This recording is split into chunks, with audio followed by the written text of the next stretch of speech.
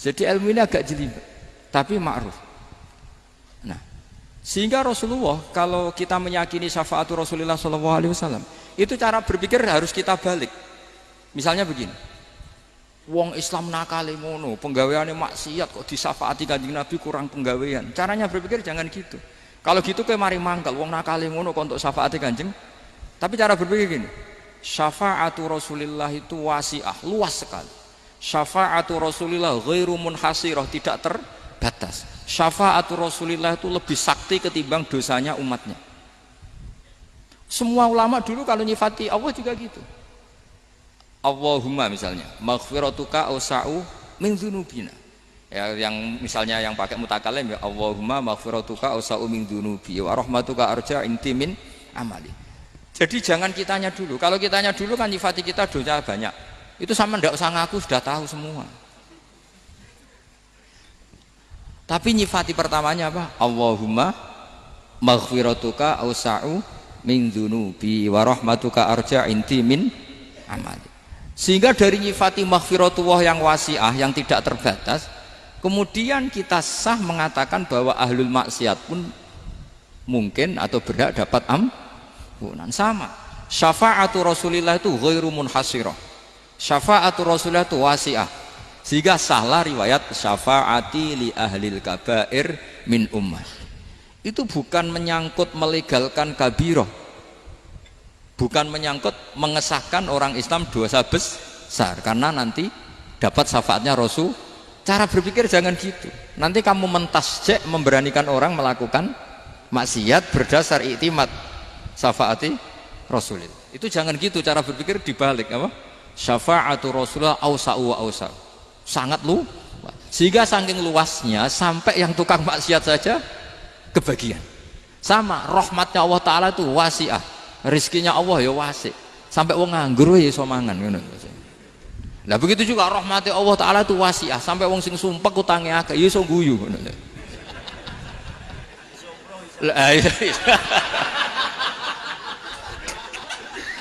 Tapi kalau dibalik, misalnya saya diprotes kiai, saya pernah juga diprotes, Gus umat kok mbok latih guyu, padahal mereka maksiate akeh, hutangnya akeh, gini-gini. Karena kamu menyifati orangnya. Kalau menyifati orangnya sampean guyu haram. Utang jatuh tempo, sampean gak mikir dosa ndak? Dosa. Jadi kiai muridnya goblok kok kiai ini kurang tahajud itu ya dosa. Jadi kiai kok muridnya goblok tenang wae. Sementing untuk sowanan, itu amatir ya gini. Mestinya cara berpikir dibalik. Rahmatullah wasi'ah, rizkuhu ya wasi', fadluhu wasi'. Sampai wong sumpek wae iso guyu. Sehingga kita ini sudah objek. Loh, kita ini tidak subjek, di alam raya ini kita tidak subjek tapi apa? Objek. Makanya saya berkali-kali mengatakan, mbok kayak apa sumpeknya kita, tetap wong iso guyu. Karena apa? Allah mensifati dirinya wa annahu wa adhaka wa abka. Allah itu adhaka, zat yang memberi orang iso guyu. Wa abka lan zat sing maringi wong iso nangis. Karena sifatnya Allah Ta'ala pasti nafidah, sifatnya Allah Ta'ala pasti terjadi. Dan kita objek. Makanya wong sumpek utange akeh, bojo ora percaya, tangga ora percaya, nak guyu banter-banter. Karena Allah itu adhaka, zat sing maringi guyu. Wa abka, sudah presiden, sudah gubernur, sudah menteri, nah Allah kepengen nangis no yo nangis. Coba ngeluhnya apa kalau misalnya jenengan seorang mantan presiden atau mantan gubernur, kadang anak calonan RT mbok menang bondak. Ngeluhnya apa orang alim, misalnya alim alama, anaknya mau jadi jurumiyah raiso, susah. Kaya raya anaknya jadi pasien, susah. Allah punya cara untuk abega, untuk bikin orang nangis. Nah karena kita ini objek, pasti sesumpek apapun orang yang bisa tertawa ya bisa nangis. Makanya banyak ulama yang nggak terlalu serius mikir agama ini, bukan karena dablek, enggak, karena Allah mensifati dirinya Al-Hadi, yang memberi petunjuk. Kita gak ditunggoni Kanjeng Nabi, gak ditunggoni Wali Songo, gak ditunggoni para Alawiyin yang dulu, gak ditunggoni Habib-Habib yang kayak Said Abdul Al-Haddad. Tapi karena Allah itu Al-Hadi, yang memberi petunjuk, dan sifatnya Allah Ta'ala la budda wa ayat takuna nafidah. Sifatnya Allah pasti nafidah. Amerika kayak apa liberalnya, sekarang trennya juga banyak yang masuk Islam. Kampung-kampung pedalaman gak ada kiainya, cukup mudin. Kadang membawa agama itu orang yang ke situ mau nyari kayu. Orang di pedalaman Kalimantan, Sulawesi itu pertama itu nyari kayu, tapi bawaan hidayat lama-lama bikin masjid. Saya pernah di Korea, ke sana orang nyari uang, niatnya juga nyari uang, tapi akhirnya tersiksa kalau enggak bikin masjid. Karena apa? Karena Allah itu Al-Hadi, zat yang memberi petunjuk. Maka kamu tidak usah khawatir, agama ini pasti jalan ila yaumil qiyamah, karena Allah Al-Hadi. Sama mbok kamu umat mbok weden-wedeni kowe ku amalan ora mesti ditampa, nek ora ditampa mlebu neraka. Ngono mulai ngaji ya tenang ae, tenang santai. Bahkan kadang bilang gini, Pak Yai tadi gak bener, masa ngecap orang mlebu neraka. Kita yang masyarakatnya gak tahu pintunya, Pak kayaknya tahu pintunya. Karena orang itu punya cara. Loh ya betul. Orang Bedui itu kalau ngaji sama Nabi itu lebih unik timbang yang soleh, timbang yang pinter. Sehingga banyak ilmu itu ditemukan dari orang Bedui. Karena cara berpikir itu aneh. Kalau orang soleh, orang waras kan berpikirnya ada aneh, standar. Jadi orang Bedui itu aneh. Pernah suatu saat Rasulullah itu khutbah cerita kiamat. Wah dahsyatnya kiamat kayak apa? Semua orang diam nangis semua. Orang Bedui enggak, lebih cerdas. Ini Nabi itu aneh, cerita kiamat kok udah ada tanggalnya ini gimana? Orang nangis semua karena dahsyatnya kiamat kayak gitu. Bumi dihancurkan, wus. Pantas sudah nangis dewi-dewi. Ya ono sing nangis pabrik banyune macam-macam ya. Ini kalau kiamat gimana ini perjalanan air kemasan saya kan orang mikir. Mikir dewi-dewi gitu. Tapi ini enggak. Orang Bedui cara berpikir tuh enggak. Malah ya Rasulullah, mata sa'ah. Engkau itu cerita kiamat tapi enggak jelas tanggalnya. Kalau cerita kiamat ya harus jelas dong kapannya. Jadi unik. Jadi cara berpikir sahabat kaget semua loh. Kaget. Karena gak kepikiran. Nabi a'radu anhu, a'radu itu mengabaikan.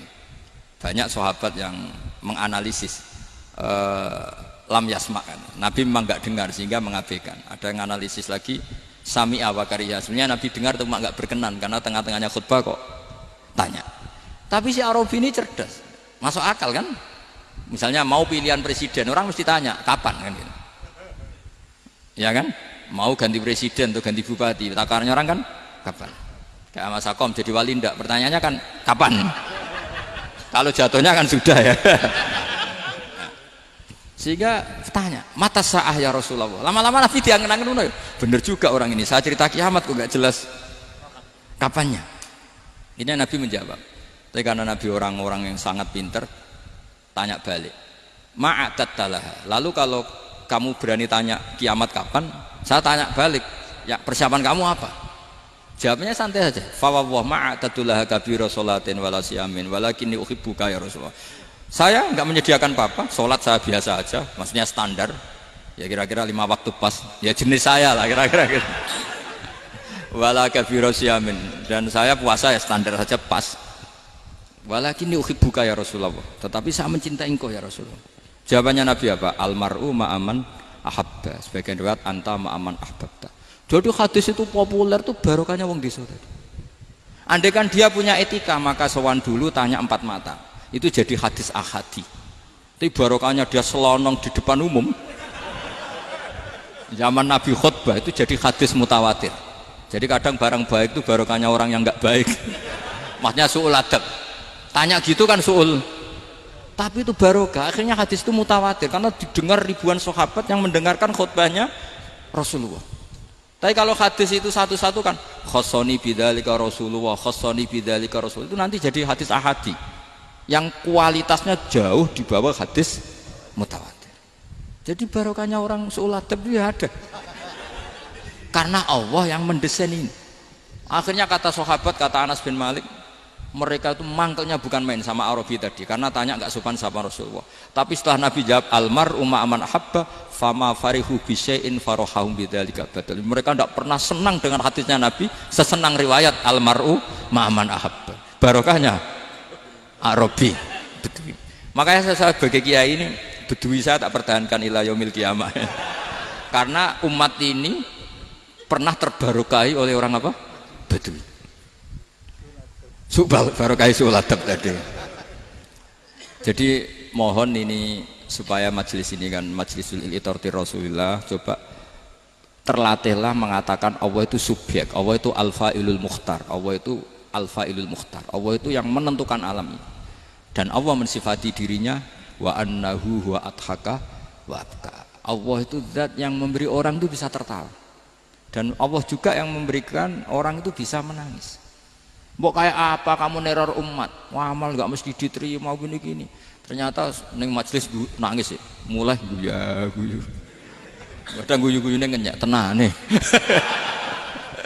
Daripada apa ya, agak-agak merodok orang yang dohirnya beda dengan batinnya, nggak perlu distatuskan seperti itu. Ya sudah, biasa saja. Jadi nah, fi muqaddimihim, imam besar dalam manhaj ini namanya Abul Hasan apa? Asyadzili. Abul Hasan Asyadzili itu kalau ada orang tanya gini, Beb saya ini susah, sholat saya tidak mesti diterima Allah gini-gini, marah. Nggak usah. Kafa bika jazaan an radiyaka laka ahlan. Sudah kamu ditakdir pernah sujud itu sudah keren. Saya itu andaikan dapat kabar dari malaikat bahwa sholat kamu tidak diterima, saya tidak susah. Bukan karena sombong. Pernah ditakdir sholat sujud ning Allah itu keren. Kayak apa malunya kita ketemu Allah kemudian kita di bumi tidak pernah sujud. Makanya itu Abul Hasan Asyadzili, kowe ora usah mikir sholatem ditampa taro, ora usah mbok mikir. Kowe ditakdir tau sujud itu hebat. Kafa bika jazaan an radiyaka laka ahlan. Cukup kamu mendapat balasan dari Allah, kamu pernah ditakdir sujud. Gak perlu ngaji alim alamas, gowo sawi ngalor ngidul jalalain, keren. Paling gak malaikat pernah melihat kamu, wah gowo tak kitabku wedi. Gak penting, paham gak penting. Karena isra bakat paham. Jadi Abul Hasan Asyadzili adalah orang yang, dan itu Al-Hasani ya, dan itu Al-Hasani. Makanya macam-macam. Kita yang Al-Husaini sudah kita punya Faqih Muqaddam, punya banyak. Di Al-Hasani yang paling populer diantaranya adalah Abul Hasan Asyadzili. Beliau itu kalau ngendikan sesuatu itu positif terus. Termasuk itu ketika ada orang resah sholat saya diterima ndak, kata beliau, wes kowe sing sempurna, ditakdir tahu sujud. Saya itu sebetulnya kadang-kadang miris, wes sholatku tompo ta ora, tapi saya sangat sadili. Sangat-sangat sedih. Saya nggak pernah berdoa ya Allah ibadah kami jenengan terima ndak, karena takut kalau doa gitu keterusan itu terus ditompo ora ya. Akhirnya keterusan gitu. Akhirnya ngenes. Masa orang pernah sujud ngenes? Lama-lama gini setan masuk, apa artinya saya sujud ternyata nggak diterima. Lu wong kawula kok iskal tentang pernah sujud. Itu kan ibarat gini, kamu ngasih uang sama orang tua kamu, misalnya Habib Soleh ngasih uang Habib Ali, terus apa artinya tak kasih, kemudian beliau tidak terima kasih, itu kan lucu. Terima kasih tidak terima kasih, seorang anak ngasih orang tua itu keren. Makanya saya bangga dengan Habib Soleh ketika beliau mengumrohkan Habib Ali, sudah mendaftarkan haji Habib Ali. Nggak usah mikir diterima apa enggak, wes keren, itu sudah perilaku yang keren, yang hebat. Makanya saya sering tuh pada orang mau cerai tanya saya, Gus saya ini cerai gak, istri saya kurang ajar gini. Gak usah. Lalu bojoku lo judes. Uang di bojo itu keren, paling gak kowe ra darani jomblo.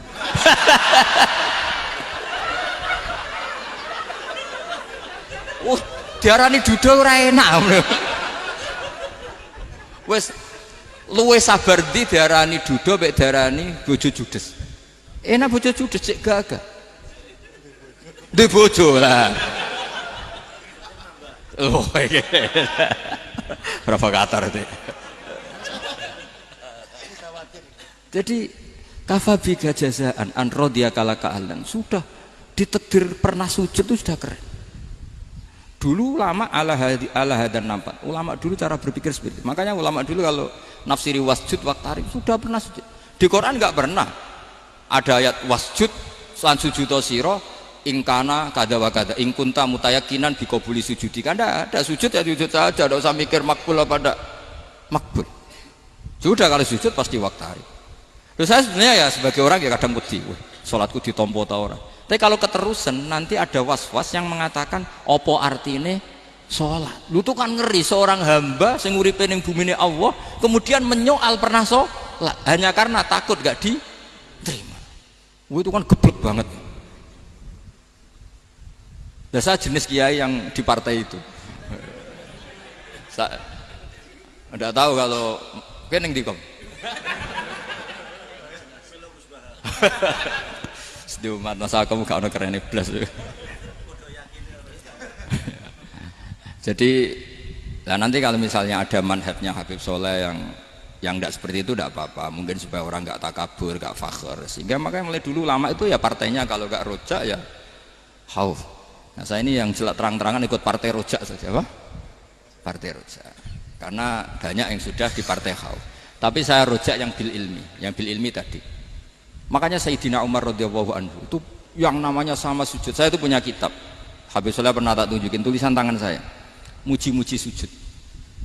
Sayyidina Umar ketika ditusuk seorang gila itu Majusi ya. Abu Lu'lu' terkenalnya itu Hulamul Mughirah terkenalnya. Ditusuk, dia sahabat, beliau sahabat, wali. Jadi nusuk Umar itu kayak apa? Nusuk Mas Akom aja dosa besar, apalagi nusuk Umar. Itu ketika ditusuk, dia itu ya punya dendam. Namanya manusia itu punya dendam. Maksudnya namanya orang kan mangkel sama yang nusuk. Kalau orang mangkel itu inginnya kan yang nusuk itu masuk neraka. Tapi apa kata Umar? Ngendikan gini, tanya pertama, yang nusuk saya siapa? Orang Majusi. Orang Majusi, Hulamul Mughirah. Alhamdulillah alladzi lam yaj'al maniyati biyadi rajulin lam yasjud laka sajdatan yuhaju biha indaka yaumal qiyamah. Saya itu senang Gusti, yang nusuk saya orang yang nggak pernah sujud sama jenengan. Jika kalau saya dendam supaya dia masuk neraka, saya nggak takut orang itu nuntut sama saya. Tapi kalau dia pernah sujud, pernah sholat, kemudian dia masuk neraka karena nusuk saya, kemudian dia berargumentasi, saya pernah sujud ya Allah, kenapa engkau masukkan neraka? Saya tidak berani jawab ya Allah. Saking hormatnya sama yang namanya sujud. Jadi kamu dendamnya kesampaian, cara Jawa ya. Dendam dengan tanda kutip ya, tidak makna semestinya. Jadi mangkel mbek sing nusuk, nak mlebu neraka pantes, wong ora tau sujud wae Gusti gitu. Tapi kalau pernah sujud, kemudian dia masuk neraka karena saya, bisa yuhajuni biha yaumal qiyamah. Jadi kayak apa sujud? Saya apa? Nabi itu kalau muji sujud sampai ngingatkan wa hatta takuna sajdatul wahidatu khairan minad dunya wa ma fiha. Nanti kalau kamu di akhirat ketemu Allah, kenangan terbaik kita apa? Di dunia pernah sujud. Keren aja. Cara ning pondok wis tau bayar syariah lho. Cara sowan kiai tau ngamplopi Mas. Wis go jajan. Nah tapi kadang setan itu masuk tadi. Apa artinya sujud gak mesti ditompo, apa artinya sowan Habib ngaturi ra mesti ditompo, ngaturi kiai. Akhirnya ada ketakutan. Nah kalau ketakutan ini berlebihan lama-lama, ma faidatus sujud. Wah itu sudah buruk sekali, wong hamba kok tanya ma faidatus sujud. Nah ini di pentingnya mazhab-mazhab Syadzili. Jadi saya ngaji agak-agak uraan itu amdan. Kalau ini watak sudah, bukan.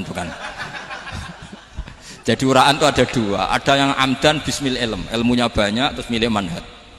Insya Allah saya partai itu. Ada yang uraan bakat Mas. Ada ya? Ada apa banyak? Nah sebetulnya khauf juga gitu Bim. Ada khauf itu karena ilm.